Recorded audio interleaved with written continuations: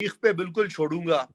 अब तारीख बताएगी कि ये जो फैसला है ये उन्हीं फैसलों में से एक होगा जैसे कि अदलिया के माजी के फैसले थे सियासी मामलात के अंदर, और अदलिया मुतनाज़ा रही और कंट्रोवर्शियल रही, या ये ऐसा फैसला है जहाँ पे कि ये एक नई अदलिया ने जन्म लिया है जिसमें कि कोई तब्दीली आ गई है। तो अपनी राय थोड़ी सी जरूर दूंगा।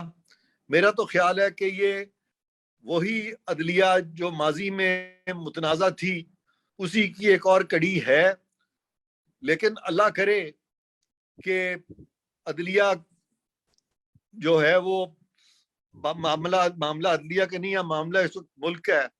और इससे जो सियासी खल्फशार जो है अगर किसी तरह से सियासतदान उसको रोक लें तो वो बड़ा जरूरी है, क्योंकि वरना मुल्क जो है माशी तौर पे उसका मुल्क का बहुत नुकसान होगा।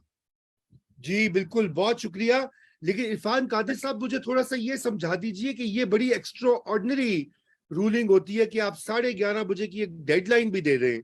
अक्सर औकात इस तरह के आपने देखे हैं माजी में, कोई इस तरह की प्रेसिडेंट्स मौजूद हैं जहां पे टाइम लिमिट भी डाल दी कभी जाए? नहीं, कभी नहीं, नॉट वन। यहाँ पे बार बार कहा गया मामला पेचीदा नहीं है, मामला पेचीदा नहीं है, मामला पेचीदा नहीं है, लेकिन वॉर फुटिंग पे सारे केस को सुना गया। तो जी एक तरफ कहा गया मामला पेचीदा नहीं है तो पेचीदा नहीं है, और फिर उसको वॉर फुटिंग पे सुना गया, और फिर सारे मुल्क का मामला था और कह दिया कि यहाँ तो फुल कोर्ट की जरूरत ही नहीं है। और जस्टिस ईसा एक हमारे जज साहब जो हैं उनके केस में 10 जज बैठते हैं, और सारे पाकिस्तान के केस में जिसपे के सारे पाकिस्तान का जो सियासी ढांचा है उसकी पूरी बुनियादें जो है वो हिल सकती हैं, उस मामले को कह दिया कि जी ये तो मामला जो है ये फुल कोर्ट के, अगर फुल कोर्ट के सुनने का ये मामला नहीं है तो फिर तो फुल कोर्ट के तो कभी भी बैठने की जरूरत नहीं है। तो ये तहफ़्फ़ुज़ात तो हमारे रहेंगे और वो हम उसका तरीकाकार करेंगे इंशाल्लाह, रिव्यू के जरिए या जो भी तरीकाकार हम करेंगे इंशाल्लाह। तो वो अब देखते हैं, क्योंकि ये इम्तिहान हमारा तो खत्म हो गया, अदलिया का इम्तिहान शुरू हो गया। जी बिल्कुल, मैंने आज सुना था कि आपने एक ये भी सवाल कहा। कर लूं इरफान जी कादिर? जी कर लें, बिल्कुल, शायद गो अहेड। कर लें जी।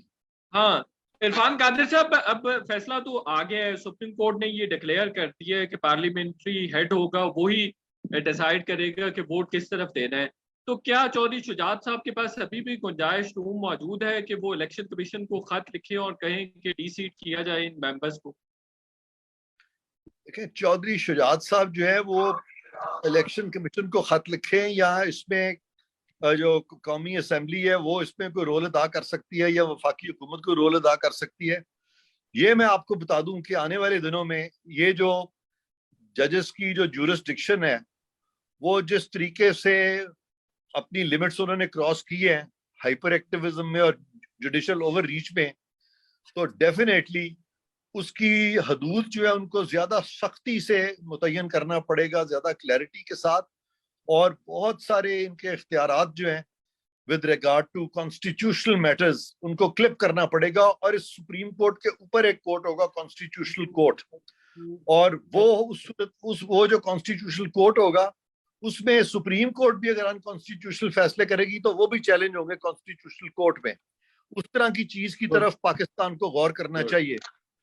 जी हाँ, ये सजेशन है, अभी ये बड़ी रूडिमेंटरी स्टेज पे है, लेकिन आने वाले दिनों में ये हकीकत में बदल सकता है। इरफान कादिर सर, एक चीज बस आपसे जानना चाहूंगी कि क्योंकि अदलिया के सामने जाहिर है इस रूलिंग के हवाले से था जिसे चैलेंज किया गया था, what about now the party head? अगर आज चौधरी शुजात इलेक्शन कमीशन में जाते हैं और वो अपना केस फाइल करते हैं तो ये तो उसी जुमरे में या उसी तरह से इसको डील किया जाएगा कि एक पार्टी सदर की बात नहीं मानी गई, राइट?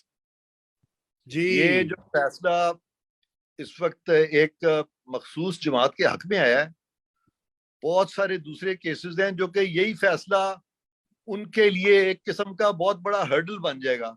इन्होंने वो किया है जो हम लूडो के पीछे एक गेम होती थी सांपों वाली, कि वो एक सीढ़ी चढ़ता था तो 99 पे पहुंच जाता था, ये वो 99 वाली सीढ़ी चढ़ गए हैं, अब उसके 98 वाली सीढ़ी चढ़ गए हैं, और 99 पे सांप होता था, अब वो 99 वाला सांप काटेगा तो वो फिर 2 पे आ जाएंगे, नीचे आ जाएंगे, ये होना है इसमें इवेंचुअली।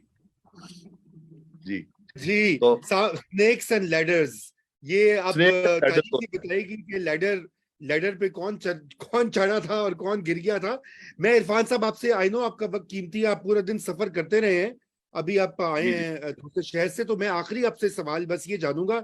देखिए ये मेरे साथी तो बहुत ही, आपको पता है कि बहुत अच्छे अच्छे प्रोफेशनल सवालात कर रहे हैं, रेमेडी क्या है, इलेक्शन कमीशन। बात ये है कि आप भी जानते हैं इरफान साहब और हम भी जानते हैं कि ये फैसले ऐसे जो होते हैं उनके ताने बाने कहाँ मिलते हैं, कहाँ से कोई आती है डायरेक्शन। मुझे आपने जो एक बात कही है, बड़ी अहम बात है कि जुडिशल ओवर रीच का आपने लफ्ज इस्तेमाल किया, जो कि एक इस्तिलाह है ज्यूरिस्प्रूडेंस में भी और लीगल हिस्ट्री में भी।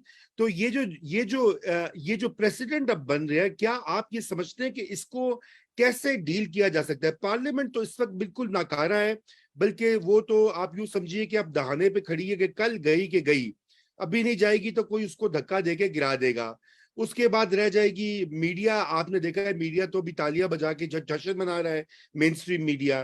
तो ये फिर इसका ये, और सुप्रीम जुडिशल काउंसिल में सिर्फ सिलेक्टिव जजों के खिलाफ केसेस जाते हैं, शौकत सदीकी हो गए या काजी फाइज ईसा हो गए, तो फिर ये तो कोई सिलसिला नहीं है हमारी मुस्तकबिल में। और ये सीरियस सवाल है कि ये अदलिया की, सुपीरियर कोर्ट्स की अकाउंटेबिलिटी का निजाम कैसे ये हो सकता है, क्योंकि पॉलिटिशियंस तो इस वक्त नहीं तैयार भी नहीं, उनके हाथ में पावर भी नहीं है।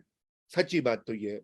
आज की सूरत हाल तो ये है कि चूंकि हमारी जो पॉलिटिकल एलीट है या पाकिस्तान की जो टॉप लीडरशिप, उनमें बहुत स्ट्रॉन्ग डिवाइड है, और उस डिवाइड की वजह से जो लोग इलेक्टेड लोग हैं उनको वो लोग कंट्रोल करते हैं जो कि अपॉइंटेड हैं या जो कि नॉन इलेक्टेड ऑफिसर्स।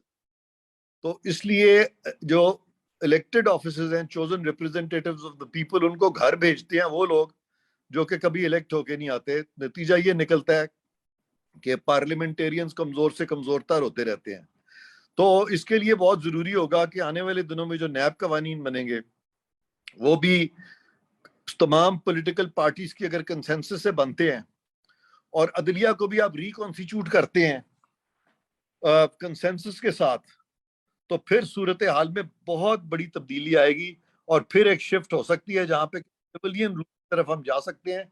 वरना जिस चीज को हम कहते हैं कई दफा एस्टेब्लिशमेंट, या वो जो एस्टेब्लिशमेंट की जो स्टेपनीज होती हैं, जी, अदलिया भी समझी जा सकती है, क्योंकि ये तो बिहाइंड द सीन्स चीजें होती है, हमें नजर नहीं आती, सिर्फ हम महसूस कर सकते हैं। तो ये जो हम महसूस कर रहे हैं, जैसे जैसे हमें लगेगा कि अब ये इनकी जो हमें फीलिंग्स हैं या इनकी जो सेंसेशंस हैं कम हो रही हैं, तो फिर डेफिनेटली मुल्क में तब्दीली आएगी और इस तरफ गौर करना होगा। जी बहुत शुक्रिया इरफान साहब आपकी आमद का, थैंक यू सो मच।